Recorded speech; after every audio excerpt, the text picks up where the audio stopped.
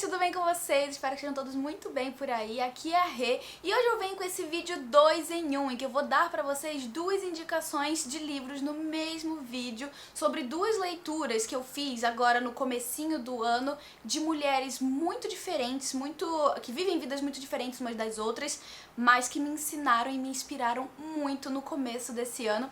E eu tô falando de Não É Errado Ser Feliz e A Segunda Vida de Missy. Não É Errado Ser Feliz chegou aqui em casa pra mim da editora Intrínseca no final do ano passado e foi a última leitura que eu fiz em 2020 e a primeira leitura que eu concluí em 2021, porque não deu tempo de acabar ali no final do ano, então foi assim, a primeira leitura concluída do ano. Já A Segunda Vida de Missy foi um livro que chegou aqui em casa pra mim no Clube Intrínsecos tem alguns meses, desde então eu tenho namorado esse livro, tendo muita vontade de fazer a leitura e agora no comecinho do ano eu consegui, concluir esta leitura aqui que eu seguro na mão. E esse livro tá sendo publicado em versão comercial agora no começo do ano, nesse mês de janeiro. Inclusive ele já está disponível para venda e o link para compra dos dois livros vão estar aqui embaixo no box de informações.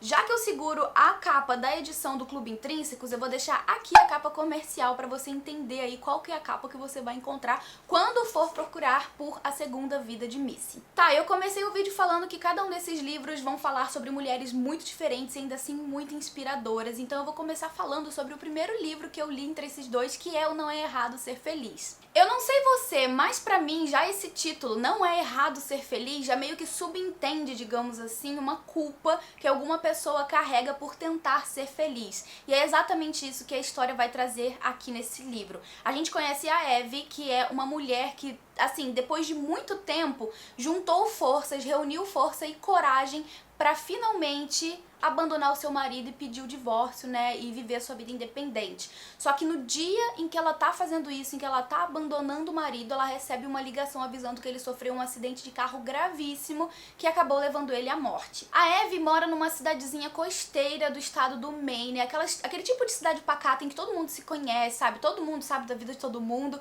E o marido dela, que acabou falecendo, ele era um médico muito respeitado e admirado ali pelas pessoas. Por isso, então, todo mundo meio que se comove, sabe, quando acontece esse acidente trágico, que eles têm a perda desse médico que ajudou a salvar tantas vidas. Enquanto muitas pessoas estão ali vivendo essa perda, lamentando essa perda, a Evie tá convivendo com o remorso e com a culpa do que ela estava prestes a fazer no momento em que o marido morreu, E como ela tá lidando com toda essa situação, muitos sentimentos que estão, assim, tomando conta dela, ela acaba se fechando dentro de si mesma, dentro do casulo dela, ela mal sai de casa, e as pessoas ali da cidade interpretam isso como uma manifestação de luto, como se ela estivesse sofrendo pela perda do marido, mas na verdade a Evie tá passando por um turbilhão de sentimentos muito conflitantes dentro de si mesma, e o que prevalece ali no começo do livro é a questão da culpa. Então ela se esconde dentro de si, ela não se abre para os seus familiares, ela não se abre para o seu melhor amigo, justamente porque esse marido dela tem toda a visibilidade na comunidade, As pessoas meio que já leram a vida, o relacionamento dela com o marido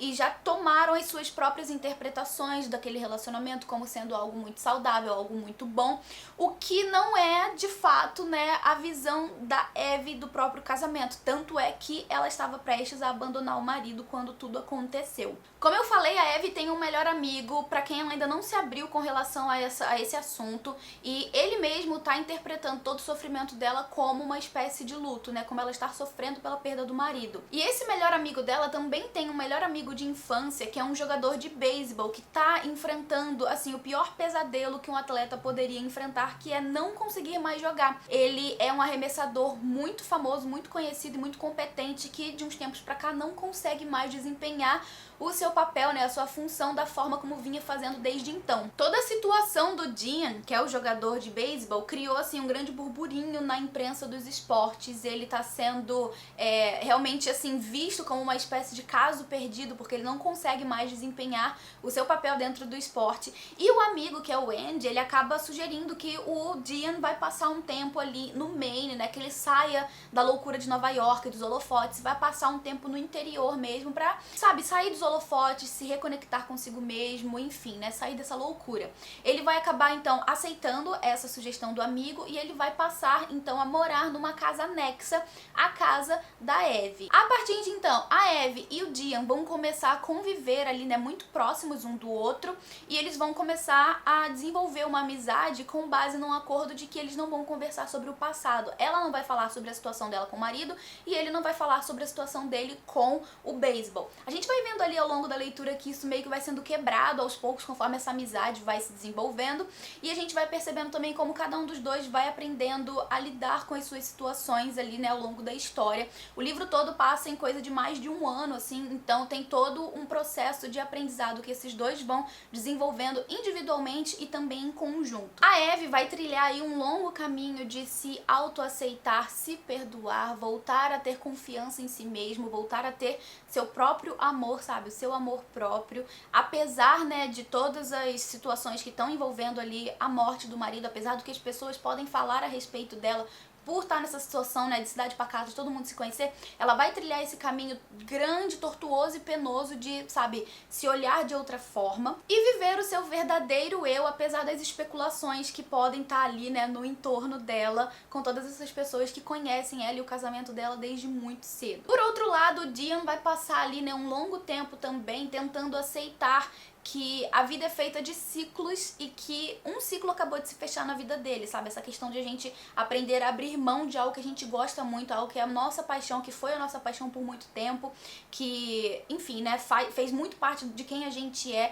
Essa questão de abrir mão, né, é um processo muito extenso, muito doloroso também, a gente percebe isso no personagem. E eu achei que o personagem do Dian, toda a história dele, foi muito uma lição, digamos assim, de a gente entender que a gente nunca é uma coisa, a gente sempre está uma coisa. O Dian não, a vida do Dian não é definida pelo beisebol, sabe? Ele não vive para o beisebol, a vida dele não é o beisebol. O beisebol fez parte da vida dele, ele esteve jogador de beisebol por algum tempo e agora ele não tá mais, sabe, desempenhando esse papel e ele precisa aceitar que esse ciclo se fechou na vida dele, ele precisa aprender a abrir mão disso e aceitar que agora a vida dele vai ter um outro rumo, vai tomar um outro caminho, uma outra direção, ele vai começar a ter de fato outras, assim, vivências na vida dele que não somente estão relacionadas com o beisebol. Então isso aí é um processo muito longo, muito extenso, de nós conosco mesmo, sabe? De a gente aprender a lidar com esse tipo de situação e aprender a abrir mão daquilo que é tão querido pra nós. Nem preciso dizer que esse livro me ensinou muita coisa, com uma narrativa muito leve, uma história que tem seus momentos de comicidade, que faz a gente dar certa risada, ao mesmo tempo que faz a gente refletir sobre muitos pontos da vida e em muitos momentos situações que a gente não passou ou outros momentos situações que a gente pode se identificar com os personagens, sabe? Essa questão de não ser errado, você ser feliz, de que nunca é tarde demais pra você se perdoar e começar a viver, sabe, algo realmente significativo pra você, correr atrás daquilo que você quer, ou então aceitar que, né, o momento da sua vida passou e que agora você precisa aprender a ser feliz com uma nova coisa na sua vida. Então, assim, foi uma leitura que me ensinou bastante, que me fez refletir muito também. A gente tem sim aqui dentro um romance, que não é o foco da história, o que eu achei maravilhoso, porque eu acho que se a história tivesse focado mais no romance dos personagens, a gente não teria tido tanta reflexão sobre as vidas deles individualmente, porque é isso que acontece, eles vão aprender a lidar com todas as situações que cada um tá vivendo ali individualmente, e então quando eles se curam e se libertam de tudo isso que tá fazendo mal a eles, eles começam de fato a conseguir ir adiante com algo mais. Então foi uma leitura primorosa, eu gostei demais, acho que eu comecei 2020 assim, de um pé direito com essa leitura aqui. Agora, a segunda vida de Missy é uma história que vai também ter foco em uma mulher que está vivendo em um local completamente diferente, né, enquanto a gente tem o primeiro livro no Maine, aqui a gente tem o segundo livro em Londres, e é uma mulher que também tá numa fase da vida muito diferente da protagonista de Não É Errado Ser Feliz. A Missy é uma senhorinha de quase 80 anos que é muito solitária, ela se sente muito sozinha e ela também é muito carente. Ela passa os seus dias sentindo saudade do filho e do neto que vivem na Austrália, ela passa seus dias tentando, sabe, encontrar coisas e situações emocionantes na vida para poder preencher os e-mails que ela envia via pro filho e assim ter certa atenção, ter, sabe, um tiquinho do tempo do filho sendo distribuído pra ela, digamos assim. Então é muito tocante e muito emocionante esse começo do livro, enquanto a gente acompanha a solidão dessa senhora e o quanto ela anseia, sabe, por atenção, por carinho, por contato humano, por ter, sabe, momentos em que ela vai dividir com pessoas que ela ama, com pessoas que ela sente falta. E uma das coisas que ela mais sente falta na vida é o neto, que é uma criança que tá crescendo em outro continente. Ela não tá vendo o neto crescer, ela não tá acompanhando os estágios da vida dele, então isso realmente machuca muito ela. Além, é claro, do fato de ela estar morando num casarão imenso em Londres, sozinha, sem ter com quem conversar. Só que também a gente tem o outro lado da moeda, porque a Missy é uma senhora ranzinza que se fechou dentro dela, assim. Ela não quer ter contato com estranhos, sabe? Ela meio que vive na solidão dela e essa solidão é do que ela se alimenta, sabe? Digamos assim, algo que tá realmente fazendo mal a ela, mas que ela não consegue abrir mão. Ela tá então ali de certa forma fechada nesse sofrimento que a solidão causa a ela e ela sente muita insegurança em se abrir para outras pessoas. Então, sempre que ela tem a oportunidade de ter contato com outra pessoa, ela pensa se ela não vai estar incomodando, se ela não vai estar atrapalhando. Ela pensa que as pessoas não vão querer ter contato com uma velha, que ela já tá no final da vida, ao mesmo tempo que ela vai tendo ali, né, reflexões sobre as pessoas próximas a ela, que são também idosas e que estão falecendo. Então, em certos momentos ali da história, a gente percebe que ela sente a morte meio que se aproximando dela, sabe? Ela tem essa noção de que o momento dela tá chegando e ao mesmo tempo ela não tá, sabe, vivendo coisas com as pessoas próximas a ela. Enfim, é uma situação muito conflitante pra protagonista. Então a gente sente os anseios e as angústias dessa protagonista que, assim, tá sobrevivendo com o seu próprio sofrimento. Só que a vida da Missy vai mudar completamente. A partir de então a gente vai ter o que o título, né, aponta como a segunda vida de Missy. Tudo muda na vida dela de uma forma muito inesperada, uma forma que ela não tava nem afim, sabe?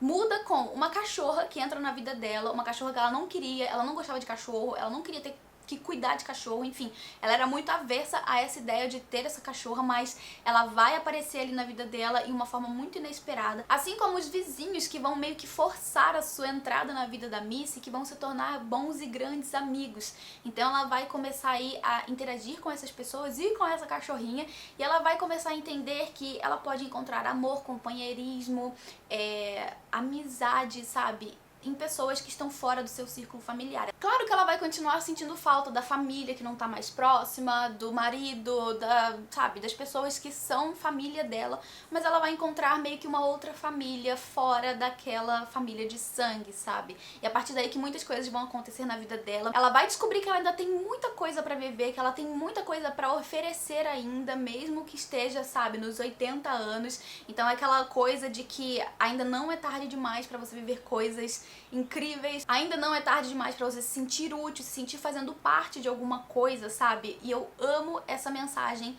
do livro, assim como eu amei com A Troca, da Beth O'Leary, que eu também li pelo Clube Intrínsecos e que me deixou muito essa mensagem, sabe? De que não é porque as pessoas idosas chegaram, sabe, numa idade avançada, que elas vão ficar ali só esperando o fim da vida. Não, você ainda tem muito que viver, você ainda tem muito que aprender. E a Missy vai aprender aqui nesse livro com essas pessoas que entram na vida dela, ao mesmo tempo que a gente acompanha, né, todo o passado dela, conforme ela vai contando sobre os anos do passado, sobre os avós que viveram na guerra, ela própria que viveu na guerra, o pai que morreu, né, servindo o exército, a mãe, enfim, a gente vai tendo ali também vislumbres do passado da Missy e a gente vai vendo tanto os erros quanto os acertos dela, e a gente vai entendendo que a Missy, a pessoa que é a Missy, ela é resultado da somatória de todos esses erros, esses acertos que ela fez no passado. E que o essencial para que ela viva em paz consigo mesma é saber se perdoar e saber entender que os erros dela, reconhecer os erros dela e entender que isso está no passado, que isso não faz mais parte da vida dela,